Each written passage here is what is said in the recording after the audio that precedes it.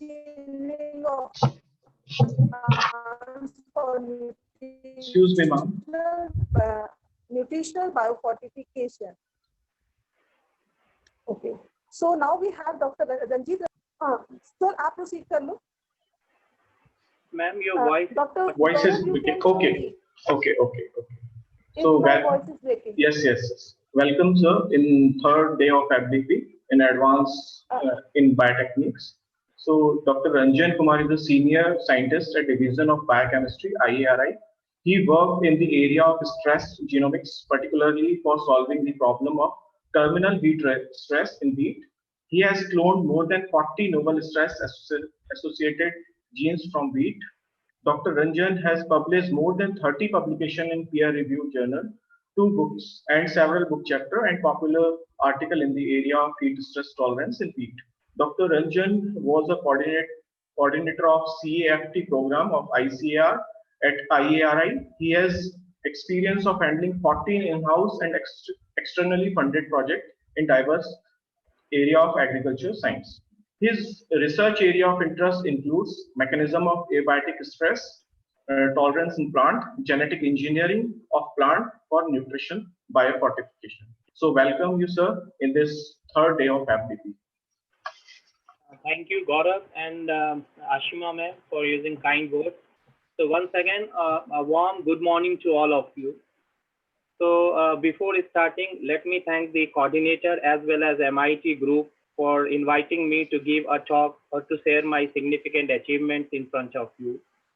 The topic which has been assigned to me was proteomics, though as you told that I am working in the area of different omics tools, especially for solving the problem of wheat. So I have remodeled my topic as advances in proteomics, a challenging but powerful tool for crop improvement. So here I have outlined my presentation as, so I'll be introducing the term proteomics, so how it was coined and actually what does it mean. And then I will also share the information about evolution of proteome. So how with the decades, so things changes and now what are the technology which we are using in case of proteome. And I have mixed a little bit basic also because I was told that there will be some evaluation also after this talk. So I'll be telling you about electrophoresis, how it was discovered and what is the role of this particular technology in proteomics.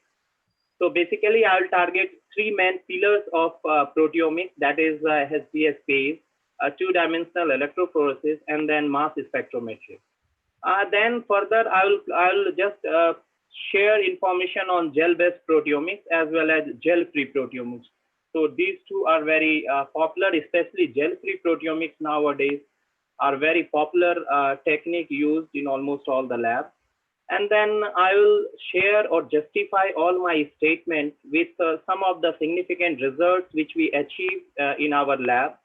And recently we started working on pearl millet also. You all might be knowing this is one of the popular and most buzzing crop nowadays. So we worked on pearl millet. So few results that I will share with you in order to sensitize that this technique can be equally important and can be used in all the agriculturally important crops. And of course, last, future prospects. So this is the outline of my presentation and hope that you will enjoy. So my first slide is on omics. So I'm sure you all might be knowing that this omic term, basically this was coined from the very word ohm. So every day morning, we used to chant in our house this ohm. So from ohm, they have coined the term omic, which means omnipotent, present everywhere in an exhaustive manner. So in omics, what we expect is whatever we are going to target, whatever we are going to characterize, that should be in an exhaustive manner. So this omics further has been broadly classified based on the target molecule into different types, like when you are going to target the gene of a particular species. So the term which was coined is genome. When you are going to analyze the transcripts of a particular organism, so that the term which has been coined is transcriptome, transcript plus omics. Then when you are going to characterize the protein, so you have a term which is called as proteomics. Similarly, when you are going to characterize metabolome, so it is metabolome. Sorry, when you are going to characterize metabolites, so it is metabolome. And further, there are different subsections also, which I'm not going to explain here. The only idea of presenting this slide is whatever omics you are going to characterize. So all these integrated together decides the phenome of the plant or the species which you are going to characterize. So if any trait which is visible in plants, whether it is a color, whether it is a yield, whether it is a seed, whatsoever you are able to visualize, that is the outcome of integration of all these omics which work on the background to decide the phenotype of the plant. So for today's talk, I think proteome. So here, if you see, we have two well-characterized sections of proteome. One is gel-based, which we all know, and from last 50 years, we are doing in our lab. So another recent one is Gelfree Proteomics, which is new one and tedious to execute, but then the information which you are going to get is very exhaustive. So I mean to say that all these omics integrated together decide the phenome of a plant. Coming on to the proteome. So Mark Wilkins, so he was the first who coined this term proteome. It's not that people, they were not using this proteome work before 1994, but then the term was coined by Mark Wilkins, and then only people, they came to know that there is a term like proteome where you are going to characterize all the proteins which are present in a specific tissue at particular event of time. So at a particular time, whatever proteins are present, if you are going to identify, if you are going to characterize, so that is basically called as the proteome of that particular tissue or the plant. So if you see the broad uses of proteome, so in 1994, this term was coined, but then most of the papers and most of the use of this proteome was in a specific areas like abiotic stress tolerance. So this proteome has been exhaustively used to decode, to decipher the mechanism undergoing the tolerance in response to abiotic stress. So if you see the paper, a lot of papers are there where people, they have used different tools of proteome to identify stress-associated proteins, to identify the pathways, to identify the tolerance mechanism. So abiotic stress is one area, biotic stress.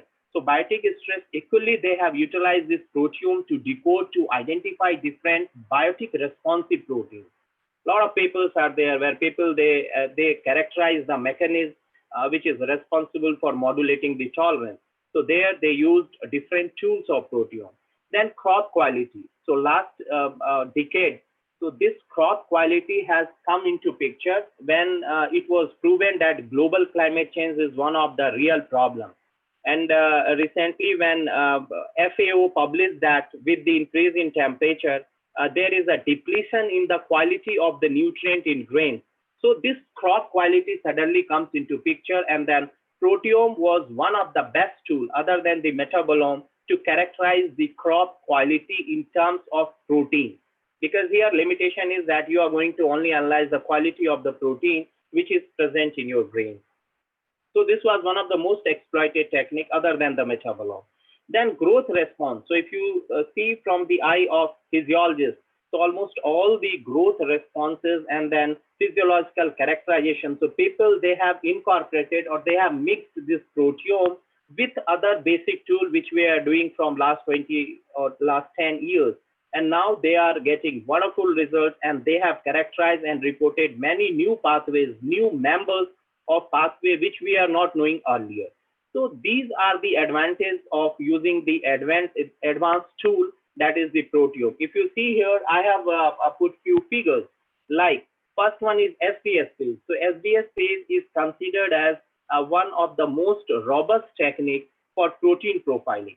So if you are not capable to do, or if there is no facility to take up any work related to proteome, so at least large samples, you can go for protein profiling through SDS phase.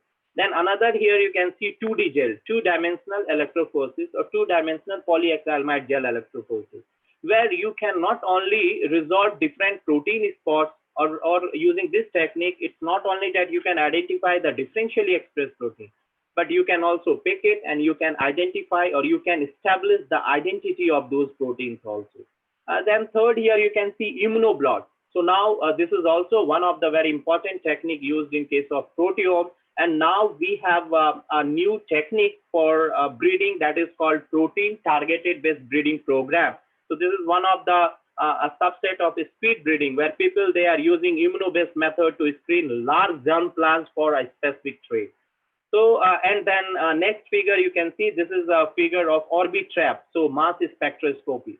So this is something like a heart when you talk of proteome, because when you have to identify or when you have to establish the identity of protein, so MS is one of the most established, most usable tools for characterizing the identity of any protein. And last one, if you see, this is a gel of dyes. Dyes is differential gel electrophoresis. So in one gel, you can see a lot of samples and easily you can differentiate one with other because all these proteins has been labeled with different fluorophore. So these are some of the advancement or some of the basic technique which has been modified as per the requirement of the users, and then people, they are using this for evaluation, for deciphering the mechanism, for identifying the proteins, especially related to stress or quality, for characterizing the pathways. So n number of biological processes are there where this proteome has encrypted, and now people, they are using. Coming on to the evolution of proteome. So the whole story of proteome starts with the qubit and the color. So if you recall, long back, 50 years back, so there was a spectro, and then people, they used to do colorimetric assay to characterize the activity or to identify or to calculate the concentration of the product. So this was a first generation proteomic method which people, they were using for evaluation. That was based on color or colorimetric assay. Then comes the second generation where people, they started characterizing the sample by electrophotic method. So by running it on the gel. So left hand side, you can see native phase or SDS phase. So these were most usable at that time, and people, they were using this electrophotic technique to separate, to characterize, to analyze the integrity of the protein which is present in the respective sample. Then comes third generation where people, they started doing two-dimensional electrophoresis because the limitation of one-dimensional was a limited number of bands were visible on the gel. So people, they decoded two different techniques which was clubbed together, and then two-dimensional polyacrylamide gel electrophoresis was discovered. So people, they started this.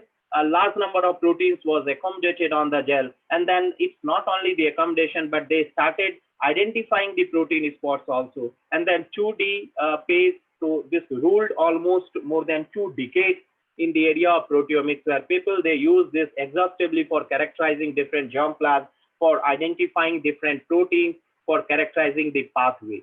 And then comes fourth generation proteomics, where people, they thought that let us work with something where gel should not be used, because going for 2D, you need to have an expertise of making a gel, going for isoelectric focusing, running the sample, and a lot of requirement was there. So instrument-based method was discovered where there was no need to make a gel. That is called as Gelfree Proteomics, and basically this is fourth generation proteomics also, where people, they started utilizing the utilizing mass spectrophotometer to identify the protein, and further this gel-free was classified into two different types. One is your label-based method, other is label-free. Label means tag. So one is where you are going to use a tag, you are going to tag the protein, and then you are going to identify. And another is where you are not going to tag directly, you are going to sequence, and whatever peptide you are going to get, that you are going to establish the identity of that respective protein based on the peptide. So this is the evolution of proteome from first generation till fourth generation, and now this fourth generation proteomic tool is very popular, and a lot of papers are coming where people, they have used this fourth generation proteomic tool not only in agriculture, in almost all the field of basic sciences. So some of the basic techniques which basically we are using in our lab and related to proteomics are, as I told, two-dimensional electrophoresis. I'm sure you all might be knowing that here first dimension is your isoelectric focusing, where you are going to separate the protein based on the PI values, and your second dimension is SDS phase, where you are going to separate the protein based on the molecular weight. Then you have a ICAT method, that is isotope coded affinity tag. So when it was discovered, this was very popular, but nowadays people, they refrain from using this ICAT, maybe because of the use of isotope or non-availability of this isotope. Then you have a MS, which is, as I told, the heart of all these proteome-based techniques which are available. So in mass spectrometry, so you are going to establish the identity of the protein. So here protein is separated based on mass to charge ratio, and the table which you are going to get, that should be incorporated with different databases which are available, and then that will tell you the most probable identity of that protein. Then you have a multi-top. I think you all might be knowing that whenever you are going to do the two-dimensional phase, so this is one of the methods which will help you to identify the identity of a protein spots which you are visualizing on the gel. And then peptide mass fingerprinting and other methods. So these are some of the basic methods which people, they started using on the name of proteomics. And then suddenly these all methods got modified. And now we reached the era where people, they are talking of Eyetrack. So maybe in subsequent slides, I'll tell you what this Eyetrack and other techniques are. Regarding databases, so we have different databases available. Some of them are paid, some of them are free, like PRIDE, which is proteomic identification databases. So like NCBI, I'm sure most of you are working in the area of molecular biology. So like NCBI for protein also, we have different databases like PRIDE or Protic databases or plant proteome databases or open proteomic databases. So like this, we have different databases available where the output of instrument, especially mass spectroscopy or something which we have identified through multi-top MS, so that you have to feed into these databases, and then it will tell you the respective probability of respective proteins which is present in your sample. So the only limitations in these databases, as I told you, is that some of these are freely accessible, whereas most of them are paid ones.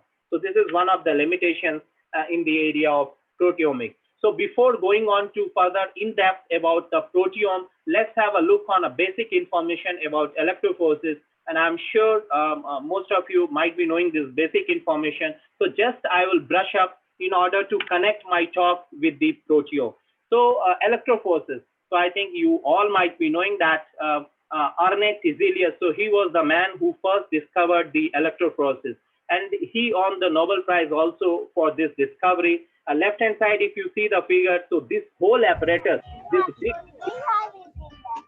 So, yeah, sorry. So the left hand side, if you see the instrument, this big one, this whole instrument is basically electrophoresis unit, and this is called as Tiselius apparatus or Tiselius unit. So he was the first who discovered electrophoresis, and as the term suggests, here if you see electro means current and then phoresis means separation. So you are going to separate any molecule under the charge or under the respective electric field. So that is the movement or migration of any charged particle under the influence of electric field is your electrophoresis. So this was the basis, and then the basic principle behind which electrophoresis, whatever we are using in our lab, that works is electrophotic mobility. So you all might be knowing that this is basically the rate of migration per unit the field strength which you are going to apply. So these are some of the basics which we should know. But then now this is important where I have classified all the electrophoresis which we are using in our lab. So basically electrophoresis has been classified based on the molecule which you are going to separate. Like if you are using DNA, so there is a whole set of separate technique which we are using. And if you are going to separate or characterize the protein, so different methods are available, like you have a SBS phase, you have a native phase. This native phase, which is basically for in-gel activity assay of enzymes or isoenzymes, has further been classified into a blue native phase. We have a blue native dye, we have a clear native phase, we have a QPNC phase. So these are different classifications of native phase. Then you have a gradient polyacrylamide gel electrophoresis. You have a isoelectric focusing. We have a technique called two-dimensional electrophoresis, which has further been clubbed. Two techniques has been clubbed for this, that is isoelectric focusing and then SBS phase. And then you have other techniques also like continuous flow or cellulose acetate, which is basically used in industry. So this is basic and classifications about your electrophoresis. SBS phase, I'm sure we all are doing this in our lab. And we know the basic principle of this. So it is the molecular weight on which your molecule, your protein is going to be separated, because using the detergent, anionic detergent, sodium dodecyl sulfate, you are going to unify the charge of the protein. So basically this SDS is used to characterize or to know the molecular weight of the protein. We are also using this for protein profiling, for analyzing the integrity of the protein, even for peptide mapping also this is used, and for quantitation of protein or Western blotting, this is one of the basic technique which you have to use. And then for two-dimensional electrophoresis also, so this is a second dimension of that. So SDS space, as I told, one of the robust method used in the proteomics. So this is a 2D phase where the basic principle is that in order to accommodate large number of protein spots, so we have clubbed two techniques together. Your first technique is isoelectric focusing, where you are going to separate based on isoelectric point of the protein. And once it is separated, so you are going to keep same strip at 90 degree onto the SDS space to separate all those proteins based on the molecular weight. And then you'll get the gel photo like this.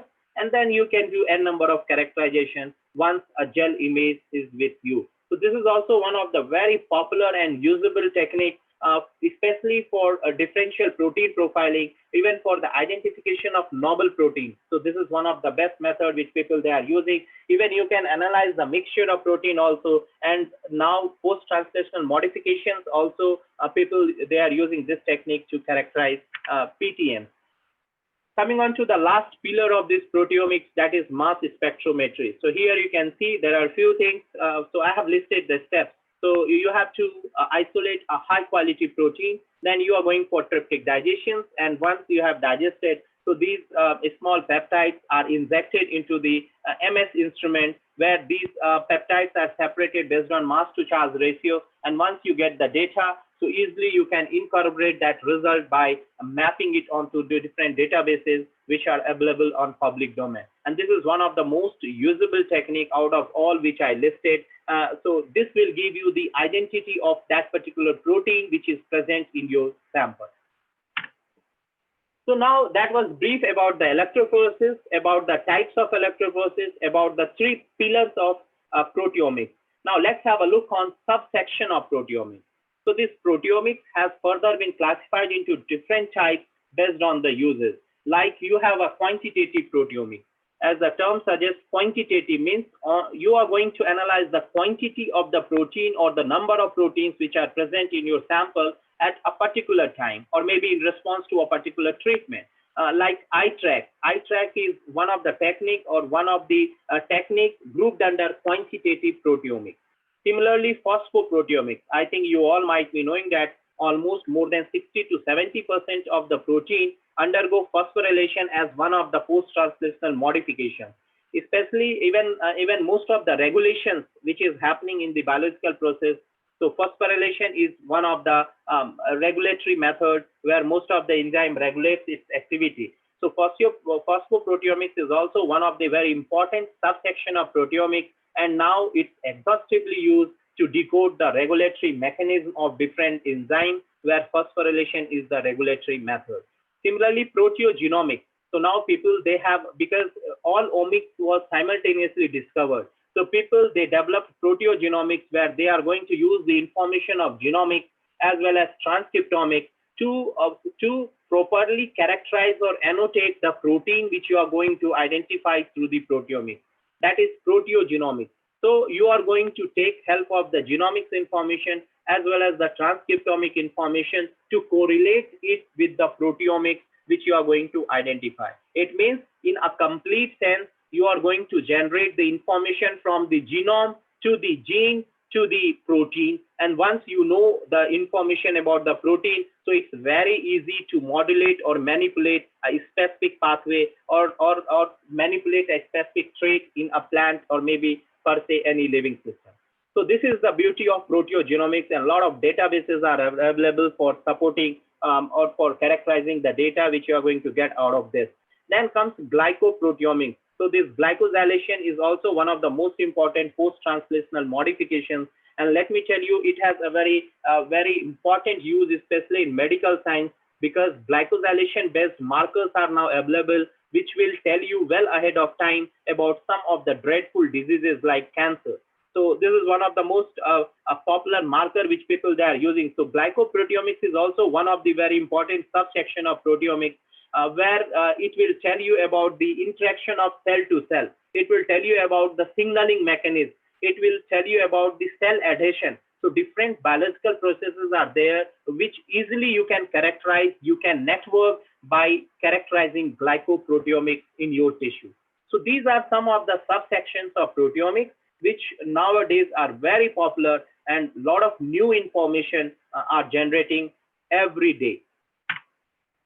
Coming on to the softwares, as I told, so this is one of the most important, one of the most dreadful limitations, I would say, in the case of proteomics. Expertise, we don't have those. Technique, resources, we don't have those. We have expertise in that, but the only problem is software. We don't have a compatible softwares which we can use to characterize the data which we have generated. And this is one of the most dreadful limitations in proteomics. And this is one of the reasons why proteomics is not picking up in country like India. So here I have listed a few softwares like XPC2. I'm sure most of you have used this. This is freely available, where you can use it for protein identification, characterization, where you can go for translational frame of the nucleotide which we have identified. Similarly, we have a ProSe, which is very popularly used for protein structure evaluation. Similarly, you have a TPP software, which is used for transproteomic pipeline. Bhagirath and others, so it has been developed in India only, which is used for protein structure prediction.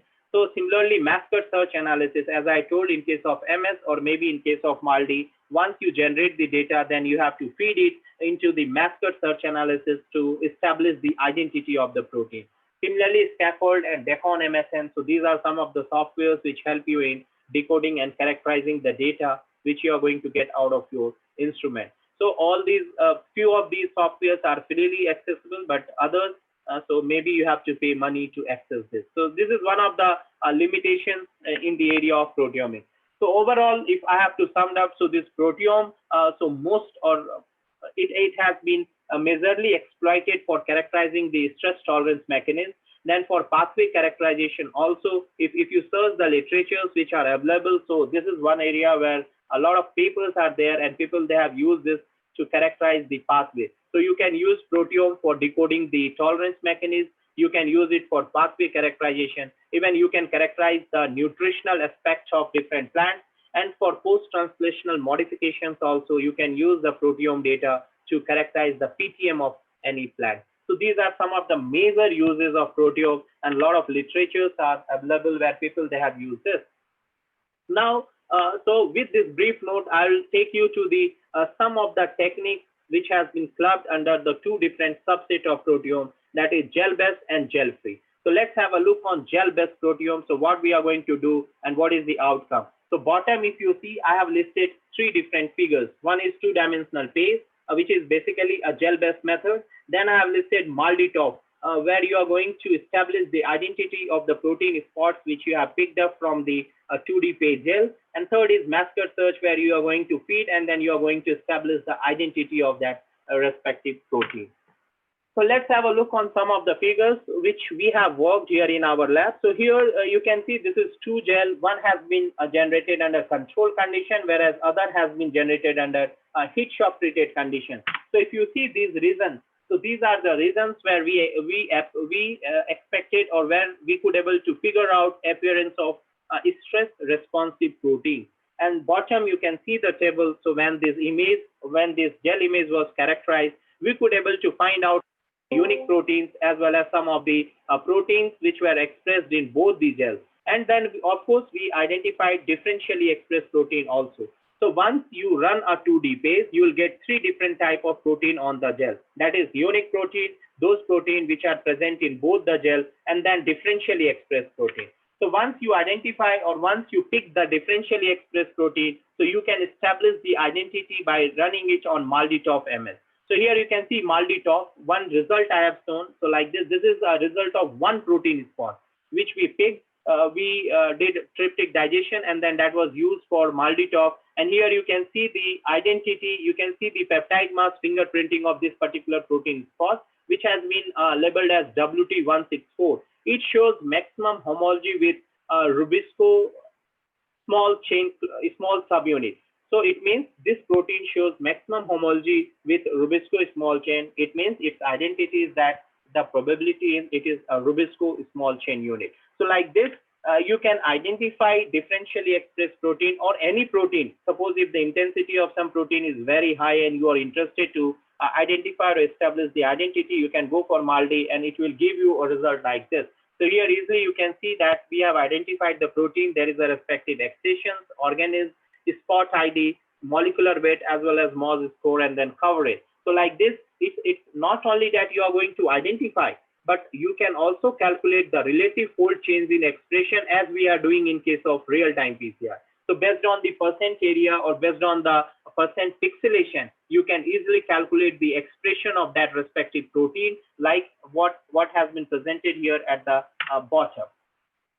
So similarly, you can calculate the relative change in fold expression, and then based on this, you can easily make out whether the protein spot which we have characterized, whether it is upregulating or whether it is downregulating based on the expression. So easily you can characterize, you can identify, you can calculate the upregulatory or downregulatory nature of the protein which you have targeted. So once you have run the gel, once you have identified the protein, then the story is not up to that, but you can also go back and you can see the respective gene and their expression pattern. So suppose if we identify the protein which shows homology with HSP90, so you can go back based on the peptide sequence, you can design a degenerate primer, you can fish out that gene, and you can also go for the expression analysis as I have shown here. So this is the expression analysis of some of the randomly selected proteins and their respective genes. So that was identified, and then we did real-time expression analysis, and here you can see the significant difference in the expression of these proteins, these genes under differential heat stress treatment. So once you identify the protein, you can easily pick the respective gene, and then you can do the expression analysis to see whether the transcript which is going to form, whether it connects well with the protein, means the transcription connects well with the translation or not. That easily you can characterize by going back and going for real-time expression analysis. Similarly, you can also characterize the accumulation. I told you can easily characterize the accumulation pattern by having the respective antibodies, and then you can go for immunoblot analysis. Here you can see, so we did immunoblot analysis with respect to HSP70, calcium-dependent protein kinases, and then HSP90. Now here you can see under control as well as heat shock treated conditions. So in case of HSP70, there is not much difference because it has a diabolic role. It also helps in protein folding, as well as it also protects the nascent protein from denaturation under heat stress.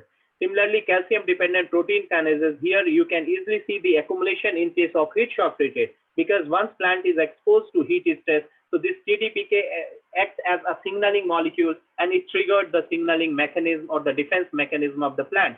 Similarly, HSP90, it has a dual role. It acts as a signaling molecule also, and it protects the nascent protein from denaturation also. So easily you can figure out the accumulation pattern of a specific protein through immunoblotting once you establish or identify the differentially expressed protein.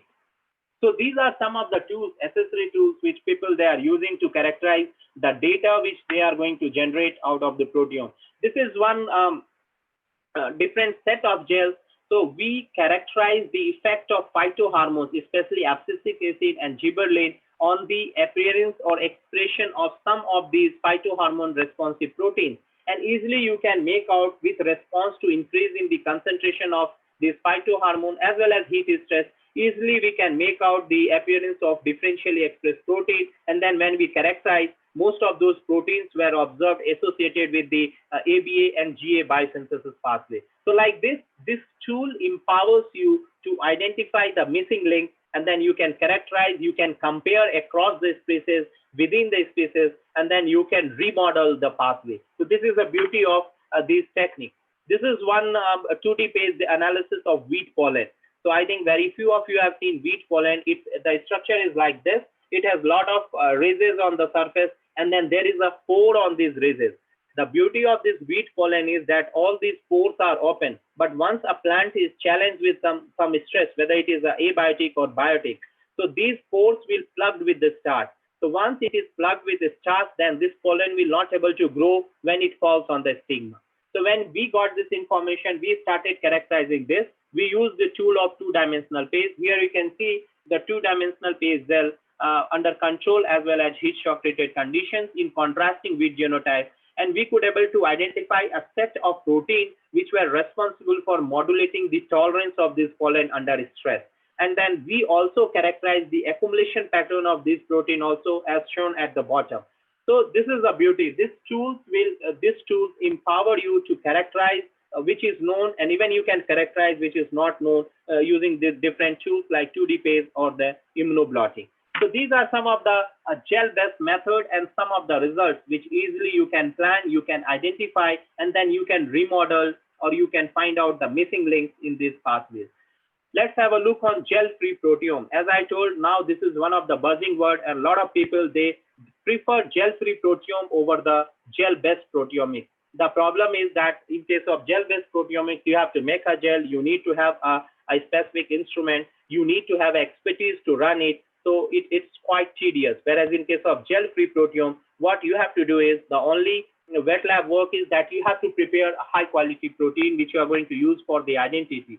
Rest most of the work, so easily you can execute on the instrument, and then whatever output you are going to get, that you can map it onto the databases which are available, and easily you can find out the set or the group of proteins which are present in your sample.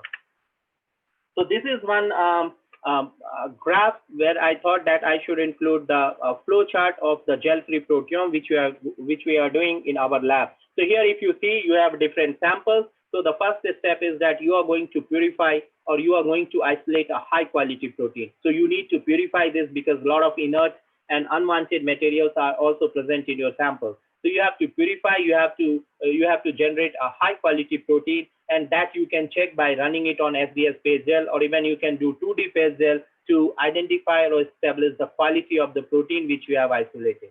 Then once you have isolated a high quality protein, so the first method is that directly you can load it onto the Orbitrap. Orbitrap is basically a nano LC MSMS.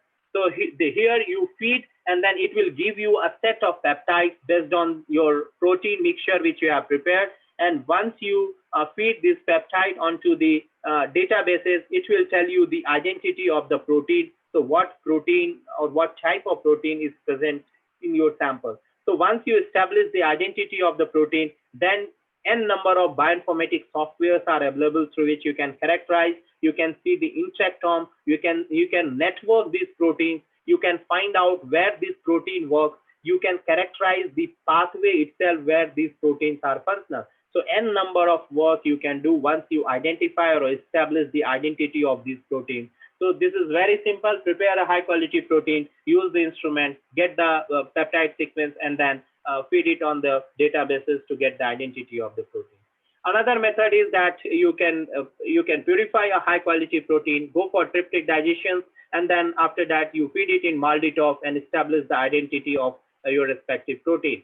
Third is you purify a high quality protein, labeled it, and then feed it onto the MS instrument to establish the identity. So n number of different methods, gel-free methods are available. Each has its own advantage and disadvantage, where we can use these methods to immediately identify or establish the identity of the protein or the mixture of protein which is present in your sample.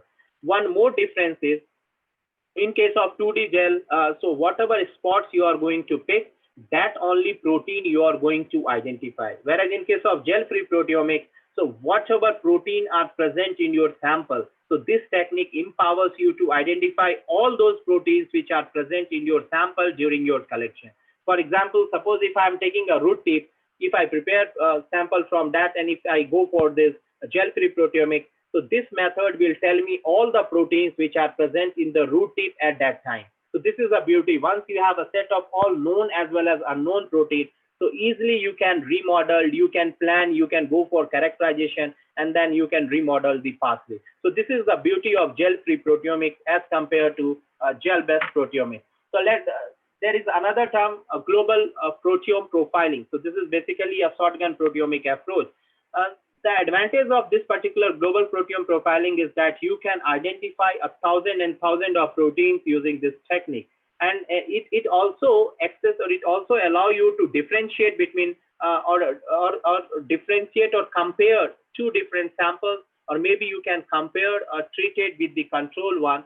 And this technique empowers you to identify at very high resolution. And it also empowers or helps you to discover different isoforms as well as characterize the post-transcription modifications of different protein of your interest. So now I'll show you some of the results which we did in our lab, and then we published also. Like this is one of the result of Orbitrap, as I told, which is one of the Gelfree Proteomics methods. So we use this particular to identify some of the differentially expressed protein in wheat as well as maize. So here we have presented the result of wheat. Here you can see we could able to identify some of the peptide sequences in our sample, and then this was characterized, and we could establish that the stress-associated protein present in wheat are basically HSP70 or ATP synthase, or some of the predicted protein involved in starch biosynthesis pathway, or some of the signaling molecules. And then when we characterize this, we could able to make out that HSP17 and superoxide dismutase, these two are the most abundant and highly active protein when a plant is exposed to heat stress. Now see the beauty of this technique. So this technique helps us not only to identify, but it also tells us through characterization that these two are the most prominent one, which plays very important role in modulating the tolerance of the sample, which we have used for the characterization. So this is the beauty of Gelfree Proteomics technique. Coming on to the recent technique, which nowadays a lot of people they are using, and then this is a technique which is not only used in case of agriculture field, but earlier it was very popular in medical science, but then from last 4 or 5 years, it has permeated to our area, agriculture field, and now people they are using this particular technique exhaustively to characterize different pathways. Before going for Eyetrack, let me tell you the difference between the Gelfree Proteomics, which was available earlier, and then Eyetrack is. So in case of, let us take Orbitrap. So in case of Orbitrap, that will help you to identify some 40, 50, 60, or maybe maximum 100 proteins in your sample. But this Eyetrack is a very high resolution labeled method where you can identify 5,000, 10,000, 20,000 proteins. Means whatever protein are present in your sample, you can identify all those proteins at high resolution when you are using the Eyetrack method, which is not possible in case of Orbitrap, though both methods are gel-free. The only disadvantage is that Eyetrack is costlier as compared to that of Orbitrap or the earlier method used in case of Gelfree Proteomics. Now here, if you see the full form of Eyetrack, this is the full form of Eyetrack is isobaric tag for relative and absolute quantitation of protein. So here what we are doing is, if you see the structure of the dye, so here there are 3 specific reasons. One is called as reporter ion, another is called as a balancer group, and then you have amine specific peptide reactive group. So this N-methylpiperazine, so this is used as a reporter group, and it has different molecular weight like 114, 15, 16, and 17. Similarly, you have a balancer group, and then you have a site which basically reacts with the protein which you are going to use for characterization. Now, right-hand side, if you see, there is a flow chart. This flow chart says that once you are going to isolate a high-quality protein, so after isolation and purification, you can go for the tryptic digestion. So once you digest those proteins, then you can label it with different Eyetrack dye. Basically, we used to call this as Eyetrack dye.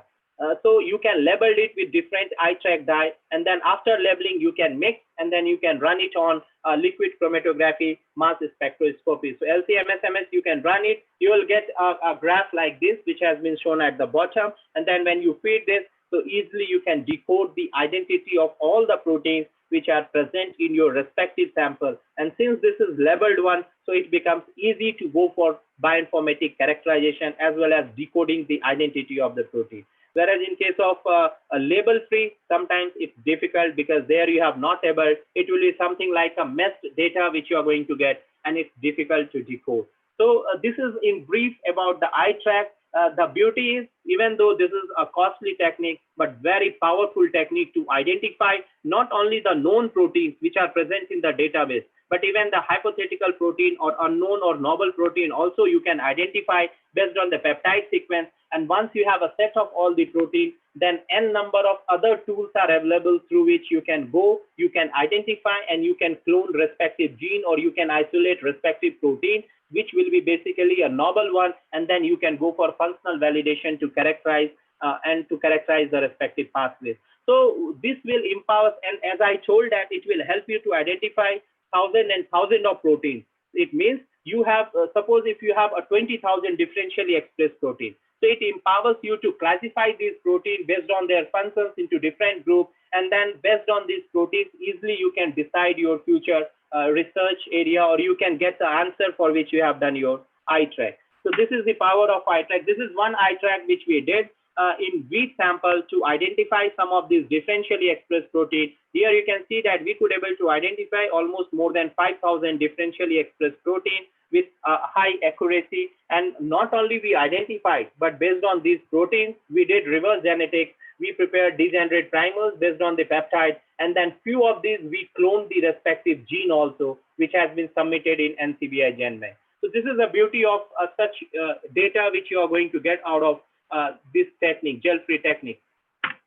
Now, if you see these two graphs, so left-hand side here, this technique, once you identify the protein, easily you can make out what is the proportion of these proteins present in different, what are the different sites where these differentially expressed protein are present. For example, whatever protein we identified, the maximum lot was localized in the chloroplast.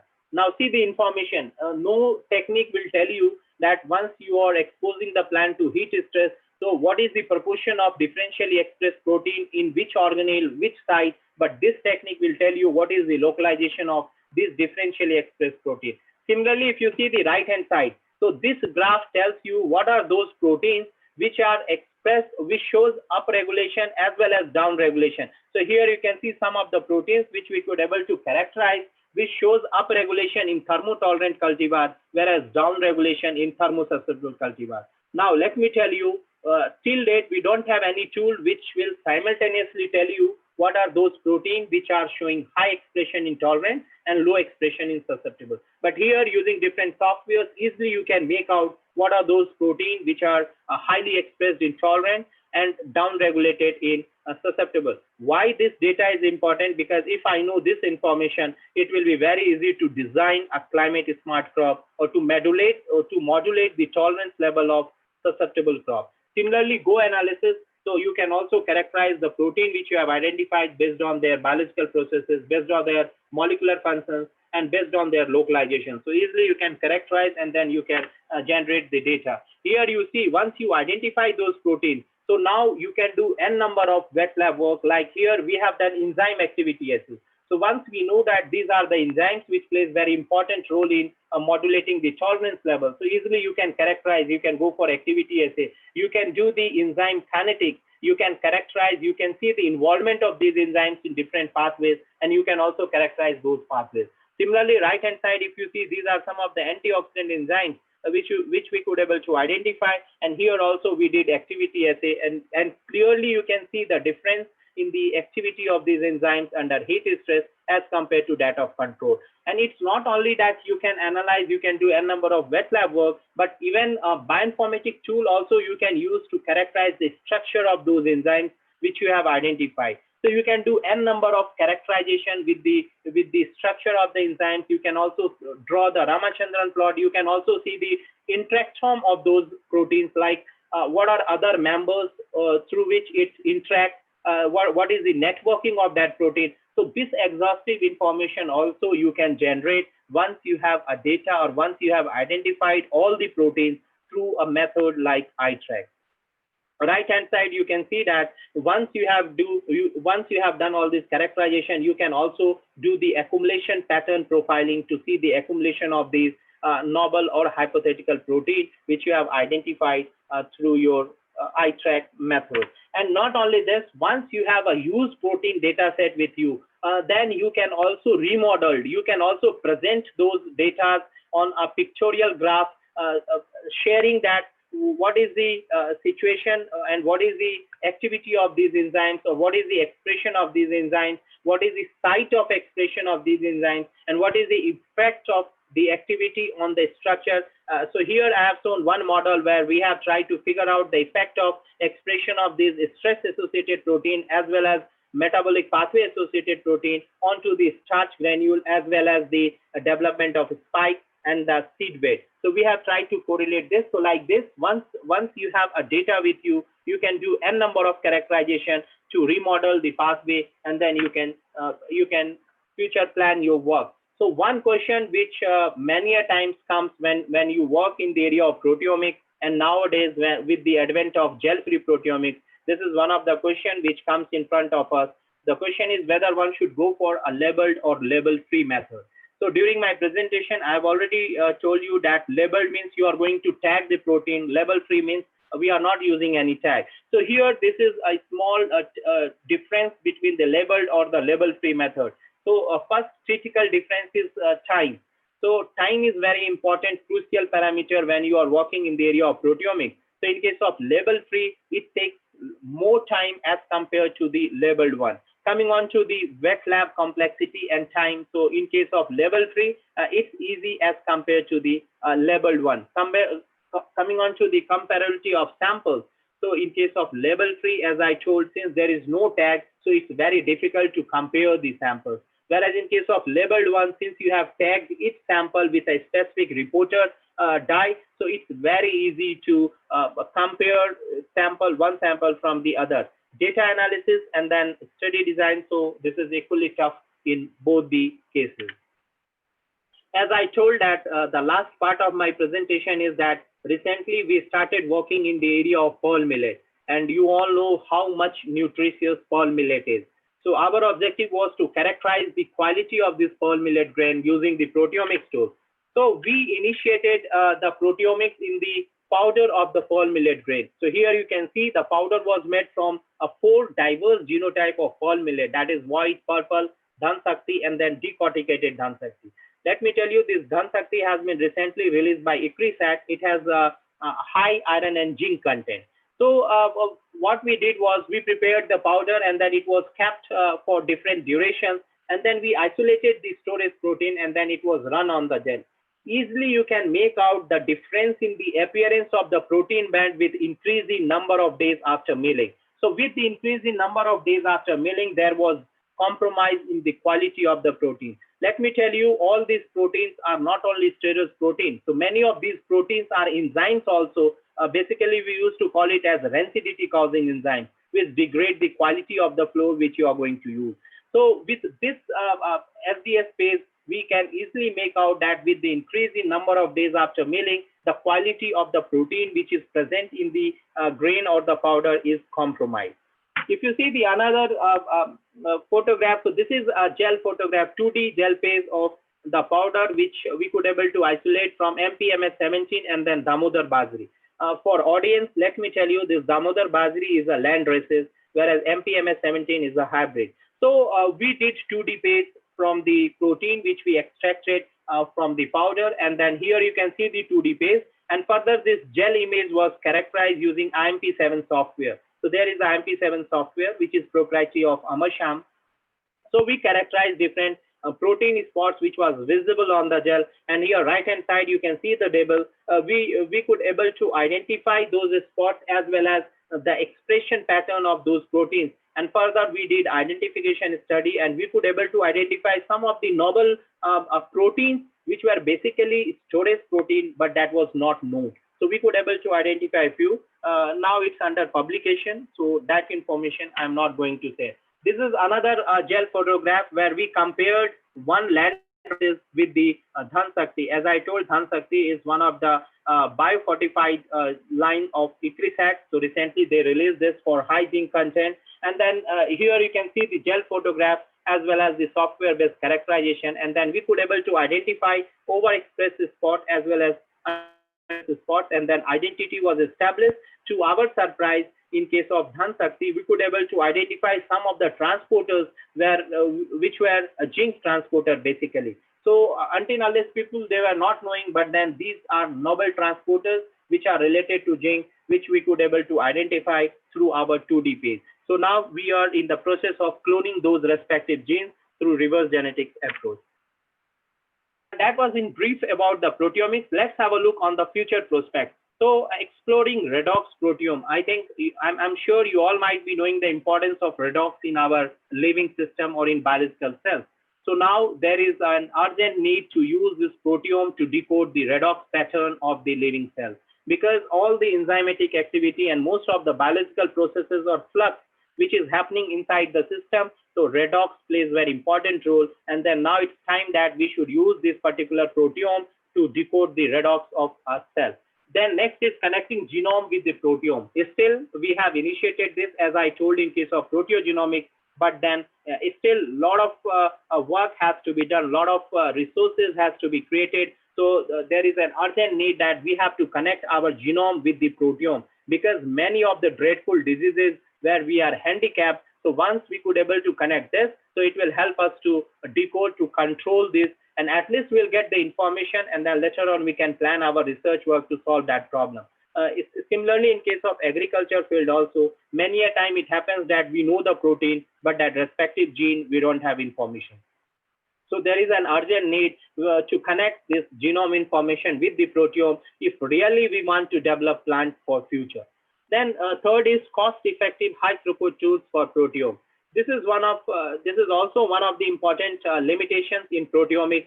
So most of the techniques which are available are very costly, especially Gelfree Proteomics. If I compare this from last 4 years, so though prices are decreasing, but still it's costly as compared to the other techniques which we are doing in our lab. The reason is the cost of the instrument which you are going to use. So there is an urgent need to have a common facility, maybe after every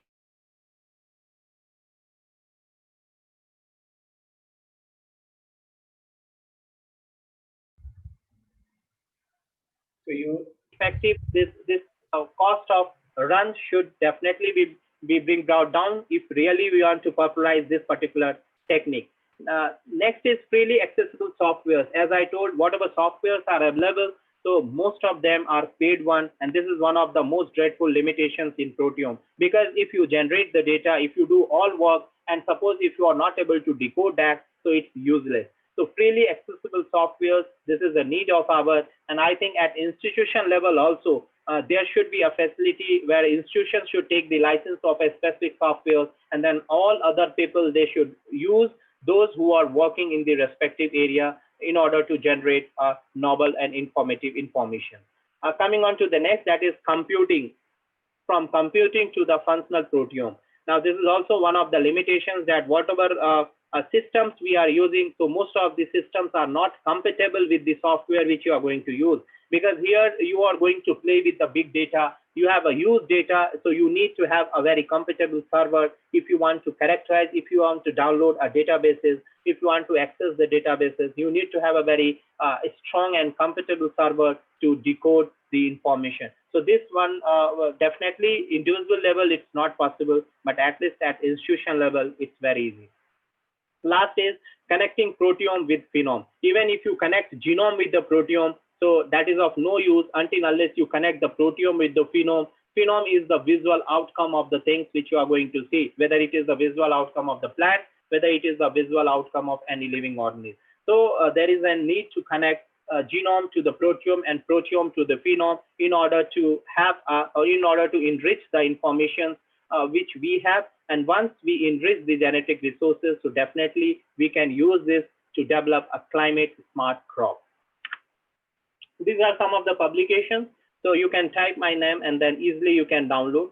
Some of these are paid ones. So if you wish to read, please leave a mail, please drop a mail. I love to send it on your mail.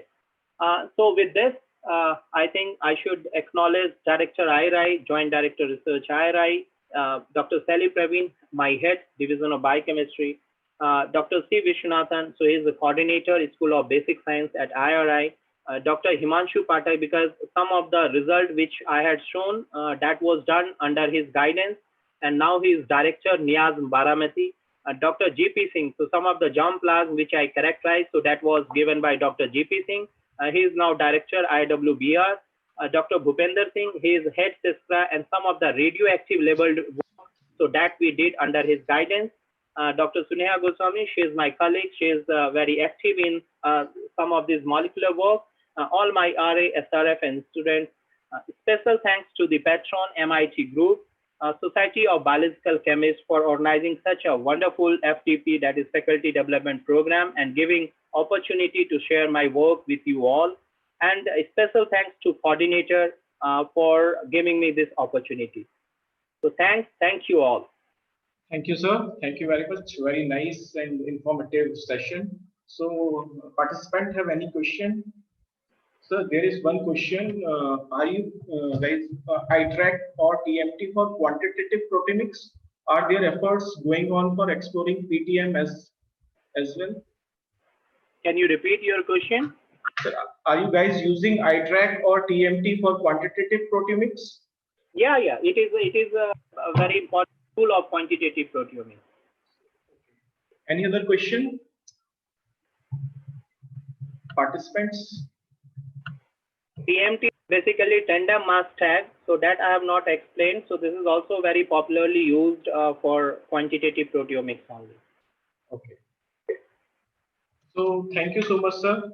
Thank you, sir, for delivering such a wonderful and informative session on advances in proteomics for challenging but powerful tools for crop improvement.